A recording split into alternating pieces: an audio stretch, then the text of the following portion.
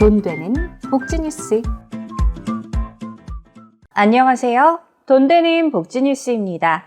국민연금, 기초연금, 국민의 안정적 노후 대비를 도와주는 연금들.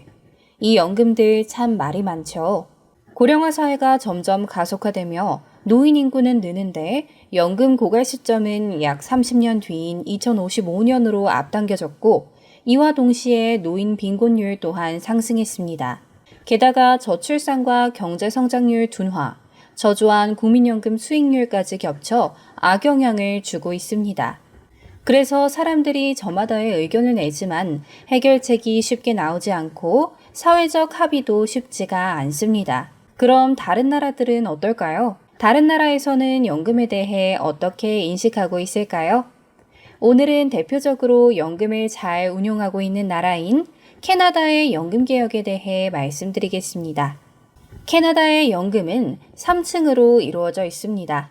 1층은 과거에 돈을 내지 않았어도 정부에서 주는 연금, 2층은 우리나라의 국민연금처럼 일할 때 내고 나중에 받는 연금, 3층은 개인이 증권, 펀드 등을 선택할 수 있는 연금입니다. 오늘은 이 중에서 2층에 해당하는 연금을 살펴보겠습니다. 90년대의 캐나다도 우리나라와 비슷한 문제를 안고 있었습니다. 1995년 재정 계산을 해보니 20년 뒤인 2015년에 기금이 모두 소진될 것으로 예측했기 때문입니다.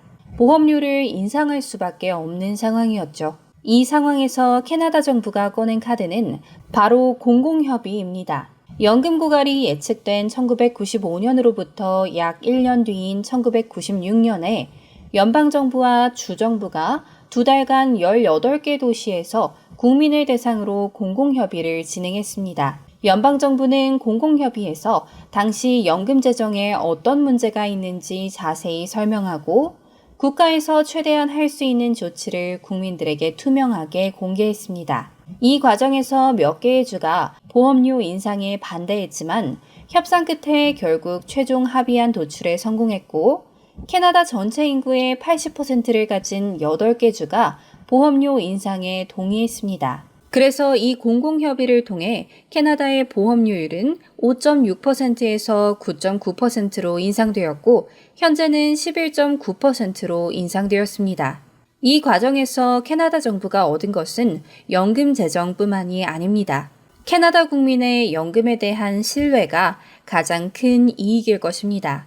이때 얻은 신뢰를 바탕으로 추가 연금 개혁도 이루어낼 수 있었던 것입니다. 연금에 대한 신뢰를 이끌어낸 요인은 한 가지가 더 있습니다. 바로 전문적인 기금 운용과 수익률입니다. 캐나다 연금의 기금 운용 조직인 CPPIB에는 비전문가인 정치인이나 관료가 개입할 수 없습니다. 그래서 전문가들의 능력을 바탕으로 10년 평균 수익률을 약 11%로 만들 수 있었습니다. 그럼 우리나라는 어떨까요? 우리나라 국민연금의 최고 의사결정기구인 기금운용위원회는 정부 관계자 6명, 사용자 대표와 근로자 대표 각 3명, 지역가입자 대표 6명 등 20명으로 구성되어 있습니다. 여기에 자산운용 전문가는 2명에 불과합니다. 그리고 10년 평균 수익률은 5.5%입니다. 11%인 캐나다 수익률과 비교하면 절반 정도 됩니다. 어느 것이 맞다고 단정 지을 수도 없고 모든 국가의 상황이 같지도 않습니다. 하지만 국민들의 이해를 기반으로 국가가 운영되어야 한다는 것, 이를 위해 국가가 국민들에게 자세히 설명하고 의견을 듣고 합의하여 신뢰를 쌓아가야 한다는 것, 권력 나눠먹기보다 전문적 운영을 보여주어야 한다는 것은 명확합니다. 오늘 내용은 여기까지입니다. 도움이 되셨다면 구독 부탁드립니다.